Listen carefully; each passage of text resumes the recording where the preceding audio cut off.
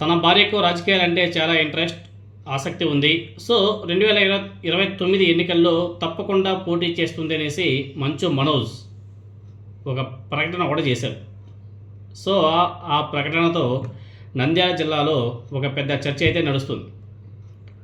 మీకు అందరికీ కూడా తెలిసిందే, కర్నూలు జిల్లా రాజకీయాల్లో భూమా కుటుంబానికే ప్రత్యేక స్థానం ఉంది. భూమా నాగిరెడ్డి, భూమా శోభా నాగిరెడ్డి దంపతులు రాజకీయంగా ఒక వెలుగు వెలిగారు. అయితే వారిద్దరి ఆకస్మిక మరణం తర్వాత అఖిలప్రియ రాజకీయ వారసత్వాన్ని కొనసాగిస్తుంది. ఆమె టీడీపీ నుంచి కొనసాగిస్తుంది. ఒక మహిళ, అందులోనూ చిన్న వయసులోనే రాజకీయ ముదురుని తట్టుకొని అఖిలప్రియ నిలవడం చిన్న విషయం అయితే కాదు. ఆమె దూకుడే ఆమెకు ప్లస్ అయింది అనేసి కూడా చాలామంది చెప్తూ ఉంటారు. అయితే భర్త భార్గవ్ రామ్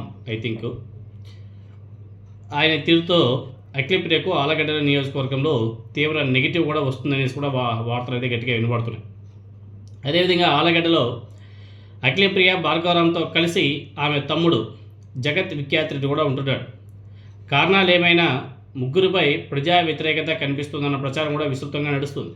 నిజానికి ఈ 2 ఏళ్లలో ఆలగడ్డలో అఖిలప్రియ, అదేవిధంగా ఆమె భర్త మీద తీవ్ర ఆరోపణలు కూడా ఉన్నాయి. చివరికి చికెన్ షాప్ మీద కూడా వసూళ్లు దందా చేస్తున్నారనే చెడ్డ పేరు ఆలగడ్డలోనే మొదలైంది. సో భూమా అంటేనే మంత్రి నారా లోకేష్ చిరాకు పడే పరిస్థితి రానున్న రోజుల్లో భూమా అఖిలప్రియకు టికెట్ దక్కదనే అభిప్రాయం కూడా తెలుగుదేశం పార్టీలో గట్టిగా అయితే ఉంది. దీన్నే అఖిలప్రియ చెల్లి మంచు మనోజ్ భార్య మౌనికా రెడ్డి రాజకీయంగా తనకు అనుకూలంగా మలుచుకోవాలని చెప్పేసి కూడా ప్రయత్నాలు చేస్తుందంట. సో రానున్న ఎన్నికల్లో అఖిలప్రియ ఆమె తమ్ముడికి టికెట్ ఇవ్వద్దని తెలుగుదేశం పార్టీ అధిష్టానం భావిస్తే కొత్త వారిని ఎంపిక చేసుకోవాల్సిన అవసరం కూడా ఉంటుంది టీడీపీకి. సో అప్పుడు భూమా నాగిరెడ్డి కుటుంబం నుంచి ఇంకొకరి చేతుల్లోకి నాయకత్వం వెళ్తుందా అంటే మేబీ వెళ్తుందనేసి కూడా చెప్పుకోవచ్చు. ఒకవేళ అదే జరిగితే భూమా కుటుంబ రాజకీయ మనుగడే ప్రశ్నార్థకంగా మారే అవకాశం కూడా ఉంది. సో దీన్ని దృష్టిలో పెట్టుకొని భూమా మౌనిక చాప కింద నీరుల తన భర్త మనోజ్తో కలిసి లోకేష్తో రాజకీయ వ్యవహారం కూడా నడుపుతున్నారా అంటే అది కూడా మేబీ నడుపుతున్నారేమో అన్న క్వశ్చన్స్ కూడా రైజ్ అవుతున్నాయి. వీళ్ళు దొరికినప్పుడల్లా మంత్రి నారా లోకేష్ గారిని మంచు మనోజ్ కలుస్తున్నాడు. తన భార్య రాజకీయ ఆకాంక్షకు నారా లోకేష్ గారికి చెప్తున్నారు. ఇప్పటికే నారా లోకేష్తో మనోజ్ ఈ రాజకీయాలకు సంబంధించి కూడా మాట్లాడుతున్నట్టుగా వార్తలు అయితే వస్తున్నాయి. ఎటు ఆలగడ్డలో అఖిలప్రియ మీద నెగిటివ్ ఉంది కాబట్టి భవిష్యత్తులో మౌనిక పేరును పరిగణలోకి తీసుకోవడానికి టీడీపీ కూడా అవకాశం కల్పించచ్చేమో. సో అటు సైడ్ నుంచి కూడా నరుక్కుంటూ రావచ్చేమో. సో అఖిలప్రియ మౌనిక మధ్య తీవ్ర విభేదాలు ఉన్నప్పటికీ ఇద్దరి మధ్య ఆస్తి గొడవలు బీభత్సంగా ఉన్నాయి. మీకు అందరికీ తెలిసిందే. కనీసం ఇద్దరి మధ్య మాట పలకరింపు కూడా ఇప్పుడు లేదనుకుంటా.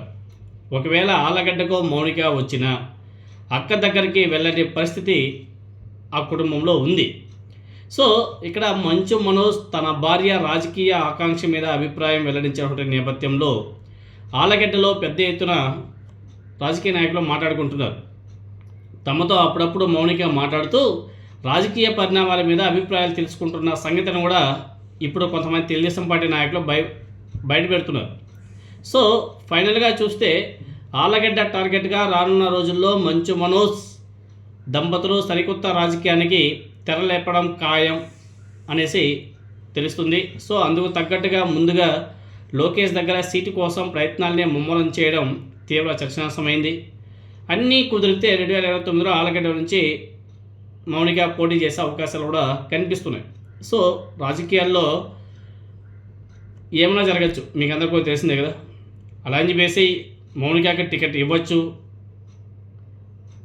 ఇవ్వకపోవచ్చు, ఏదైనా జరగచ్చు. ఆనాటికి రాజకీయ పరిణామాలని బేరీజు వేసుకొని ఆనాటికి టీడీపీ కూడా ముందుకు వెళ్తుంది. ఎందుకంటే పొత్తుల్లో ఉండాలి కాబట్టి ఎన్నైనా జరగచ్చు. ఎన్నో చూద్దాం. మంచు మనోజ్ ప్రకటన ముందు ఏ విధంగా ఉండబోతుంది, వాళ్ళ రాజకీయ అరంగేట్రం ఏ విధంగా ఉండబోతుంది అనేది చూడాలి.